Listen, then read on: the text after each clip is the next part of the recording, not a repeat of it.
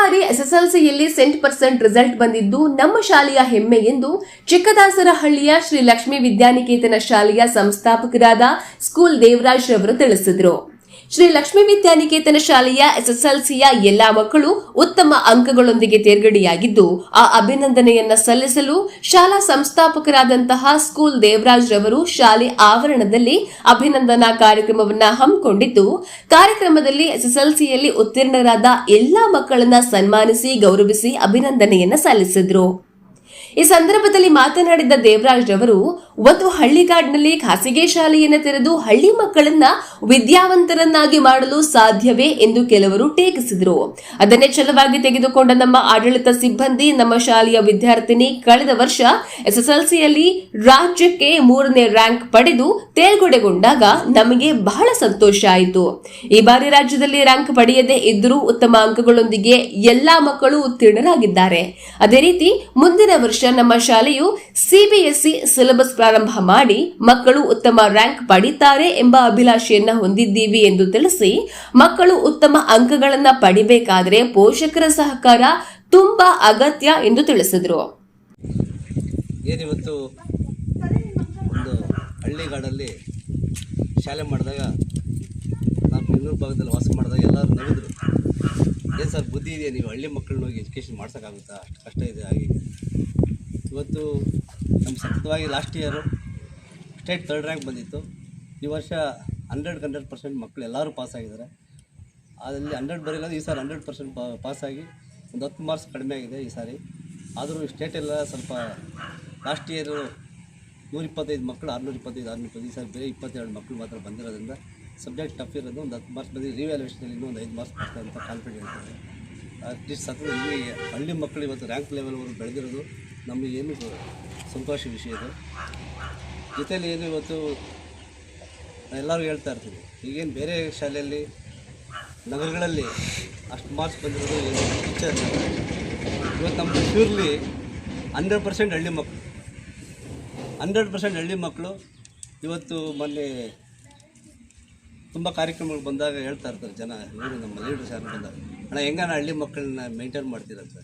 ಅಂದರೆ ಅವ್ರ ಮುಗ್ಧತೆ ಇರುತ್ತೆ, ಭಯಭಕ್ತಿ ಇರುತ್ತೆ ಹಳ್ಳಿ ಮಕ್ಕಳಲ್ಲಿ, ಜೊತೆಲಿ ಕಲ್ಚರ್ ಇರುತ್ತೆ.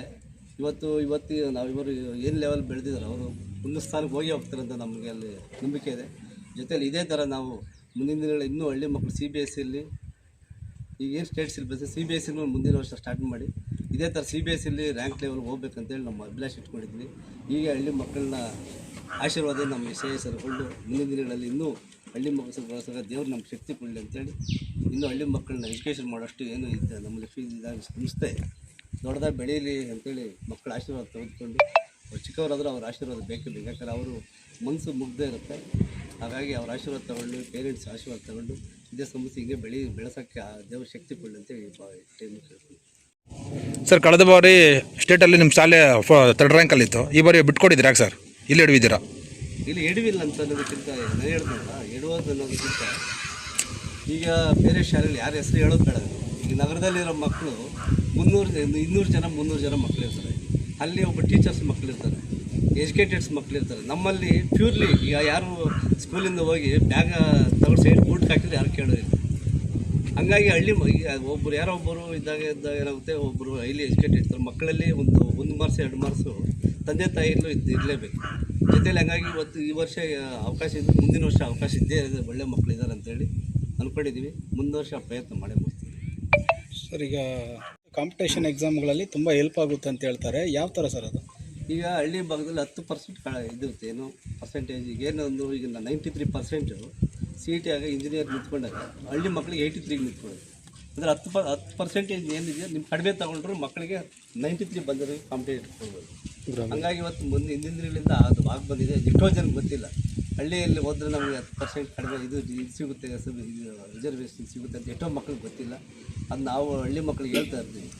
ದಿವ್ಯಾ MS ಎಂಬ ವಿದ್ಯಾರ್ಥಿನಿ 88.40% ಸ್ಥಾನ ಪಡೆದು ಶಾಲೆಗೆ ಪ್ರಥಮ ಸ್ಥಾನವನ್ನು ಪಡೆದಿದ್ದಾರೆ. ಶುಭಾಶ್ರೀ ಎಂಬ ವಿದ್ಯಾರ್ಥಿನಿ 96.96% ಸ್ಥಾನ ಪಡೆದು ಶಾಲೆಗೆ ದ್ವಿತೀಯ ಸ್ಥಾನವನ್ನು ಪಡೆದಿದ್ದಾರೆ. ಕಾರ್ತಿಕ್ ಎಸ್ 81.72 ಸ್ಥಾನ ಪಡೆದು ಶಾಲೆಗೆ ತೃತೀಯ ಸ್ಥಾನವನ್ನ ಪಡೆದಿದ್ದಾರೆ.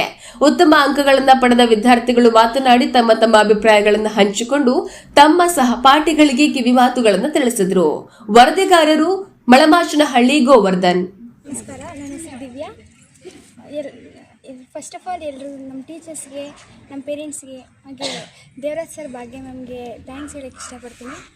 ಅವರಿಂದನೇ ನಾನು ಇಷ್ಟೊಂದು ಮಾರ್ಕ್ಸ್ನ ಸ್ಕೋರ್ ಮಾಡಿದ್ದೀನಿ. ಈಗ ಎಷ್ಟು ಬಂದಿದೆ ಅಮ್ಮ ನಿಮಗೆ ಫಸ್ಟ್ ರ್ಯಾಂಕ್ಗೆ? 615. ಯಾವ ಥರ ಎಫರ್ಟ್ ಹಾಕಿದ್ರಿ ಅಷ್ಟೊಂದು ಮಾರ್ಕ್ಸ್ ತೆಗೋದಕ್ಕೆ?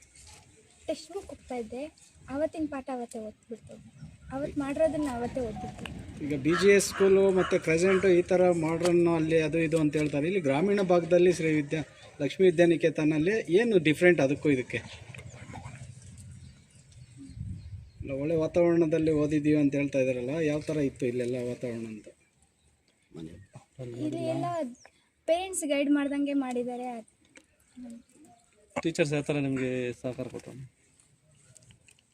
ಟೀಚರ್ಸ್ ನೀವು ಹಂಗೆ ಓದಬೇಕು, ಹಿಂಗೆ ಓದಬೇಕು, ಓದೋದಕ್ಕೆ 2 to 3 hours ಮಾಡ್ತಾರೆ. ಟೀಚರ್ಸ್ ಹೇಳ್ಕೊಟ್ಟಿದ್ದು ಮಾತ್ರ ಕಲಿತಾ ಇದ್ದೆ, ಮತ್ತೆ ಟ್ಯೂಷನ್ಗೆ ಹೋಗ್ತಿದ್ದೆ ಮಾತಾವು? ಇಲ್ಲ, ಟೀಚರ್ಸ್ ಹೇಳ್ಕೊಟ್ಟಿದ್ದು ಮಾತ್ರ. ಈಗ ನಿಮ್ಮ ನನ್ನ ಹೆಸರು ಶುಭಶ್ರೀ. ಫಸ್ಟ್ ಆಫ್ ಆಲ್ ನಾನು ನಮ್ಮ ಟೀಚರ್ಸ್ಗೆ ಮತ್ತು ಮ್ಯಾನೇಜ್ಮೆಂಟ್ಗೆ, ನಮ್ಮ ಪೇರೆಂಟ್ಸ್ಗೆ ಥ್ಯಾಂಕ್ಸ್ ಹೇಳೋದಕ್ಕೆ ಇಷ್ಟಪಡ್ತೀನಿ. ಅವರಿಂದನೇ ನಾನು ಇಷ್ಟು ಮಾರ್ಕ್ಸ್ ತಗೊಳ್ಳೋದಕ್ಕೆ ಸಾಧ್ಯ ಆಯಿತು. ಈಗ ನಿಮ್ಗೆ ಮಾರ್ಕ್ಸು ಕಡಿಮೆ ಬಂದಿದೆ ಅಂತ ಹೇಳ್ತಿದ್ದಾರೆ. ಸೊ ಏನಮ್ಮ ಅದ್ರ ಈಗ 606 ಏನೋ ಬಂದಿದೆ, ನಂದು ಇನ್ನೂ ಹೆಚ್ಚಿಗೆ ಬರಬೇಕಾಗಿತ್ತು ಅನ್ಕೊಳ್ತಾ ಇದೆ.